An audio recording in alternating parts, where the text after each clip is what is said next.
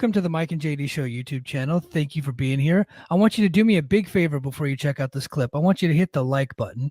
I want you to throw in a comment and make sure you're a subscriber to this channel. And then I want you to share this video with your friends. Help us defeat the algorithm. And then if you like this content and you appreciate this content, please head over to patreon.com/the Mike and JD Show and support the show. That is how we actually get funded to be able to do this. So we thank you very much for being here. And now enjoy the clip.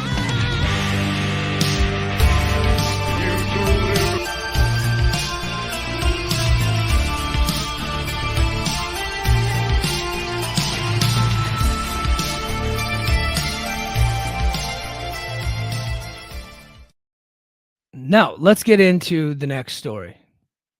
I talked about this a little bit on the Mike and JD Show this week because I was getting a lot of haters in the comments because we got some haters out there. But Dan Goucher said, Becky and TNA, they're happy they got AJ to sign. You know what? Now you're just being a jerk, Dan. Now you're just getting in my face. Did you hear about this, JD? Did not. Okay, so one of our stories that I wanted to get into, news stories, was that TNA today announced that they re-signed Ace Austin, and I was like happy about that because they just lost the Motor City Machine Guns. Yeah. So I was like, okay, well, and there was been a rumor around that maybe Ace Austin was headed out the door. Nobody wrote that story, but it's like, hey, his contract is coming up, so and he's been losing matches lately, so okay, we know how TNA operates. He's probably out the door. Well, they announced that he re-signed and he's going to be around for multiple years. Like, okay, that's great. Okay. And then it quietly gets leaked, no announcement whatsoever, that AJ Francis has indeed signed with TNA. So we lost the Machine Guns. And picked up Dolla General. Well, yeah. Now Dolla General is like a full timer with TNA, but they put it explicitly in his contract. He can go to MLW, which he's been working, and he can go to NWA, which he's been going. So they got that in the contract, but they forbid him from working AEW. So Tony Khan, don't you even fucking try. Okay, keep your hands off of Dolla General. Okay, you can't have him. Way to stick it to AEW, guys. Hey, you know what? Like, I know people want me to come on here and crap on Dolla General, but what he's doing in TNA is actually fine. He's actually like they flipped Rich Swann heel, and he's like his manager. I'm like, he's actually really good at that. Like, that's a good role for him. He's a giant manager. Okay. Yeah. Well, he's just kind of like he's like Suge Knight. He's like a big, like jacked up kind of hype man type guy. Soul. You know that was actually great. That was a great descriptor for if you lived in the '90s. It's a great descriptor, actually. So I'm in with that. Right, and half my references are from the '90s. So that's why I get them. That's why we have a show. So yeah, Machine Guns sucks. We lost them. We got to keep Ace Austin. That's great. And then of course, Top Dollar. Sorry, batting 500. King of it. AJ Francis has has signed a deal that is going to keep him in TNA till the end of 2024. I like it. I like this. I like what AJ Francis is doing here. Before when he was released by WWE, I was like, I knew TNA would bring him in. I knew it. And I was against it because I just felt like if they did bring him in, he would just be one of those WWE fires that's kind of coasting on his WWE name and basically be stealing money from TNA. That's what I thought he would be. And he has been anything but. He has been a grinder. He's out there hustling. He goes everywhere. He carries the TNA name with him everywhere he goes to all his, like he was on Pat McAfee show, the biggest show on ESPN, right? Next to First Take, it's Pat McAfee, right? He goes to all these charity events. He was, down on the field at the I think it was the Orange Bowl or something like that, with a DJ Who kid. And everywhere he goes, he brings the TNA name with him. And he is a guy that kind of lowered his independent rate, and he works every independent. He's working Game Changer. He's working MLW. He works, NWA. All of the major, like the top indies that are out there, and then the lower level like TV shows. He's on. He's not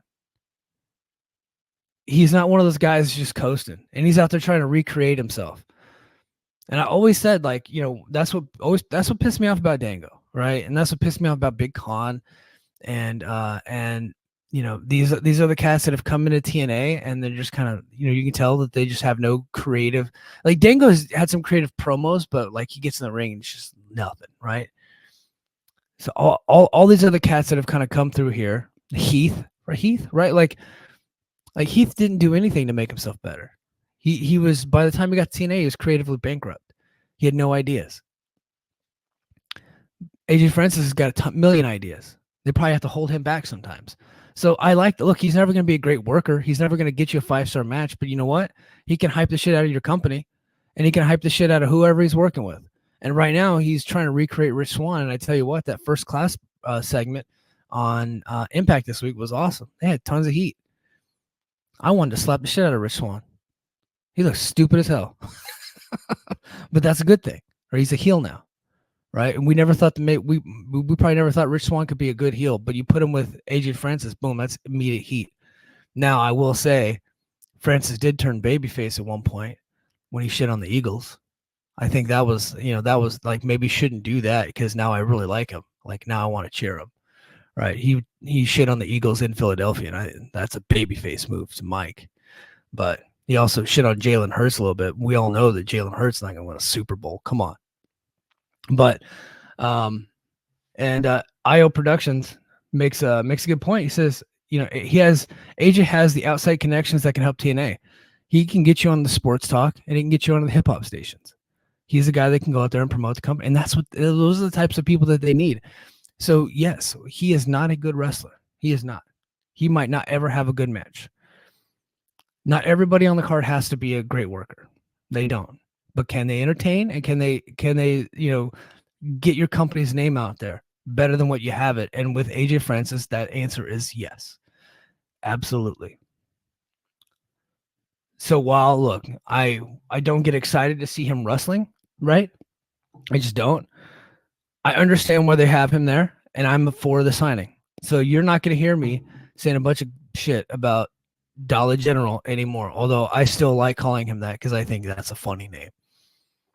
As a guy who's had to go like buy stuff from the Dollar General before, like I just think that's a funny name.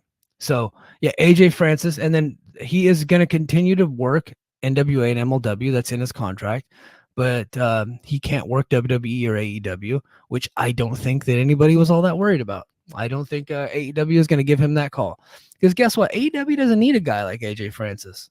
They don't. They have like all of the advertising dollars they can handle. Like, in fact, they just need to do better with the money that they have. They're not doing a very good job of advertising their show.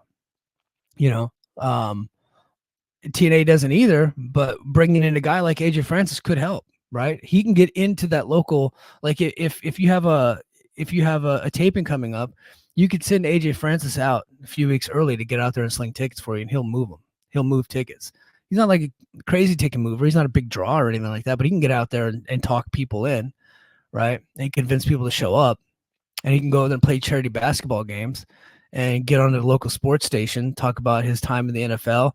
Then he can go over to the hip hop station, talk about his new records, talk about his, all his friends that he's got. And he does have a lot of friends in that community. He is very much a social media influencer. And I knew TNA would like him for that. And I didn't think that I would. And he has proved me wrong. He has done a really good job in TNA.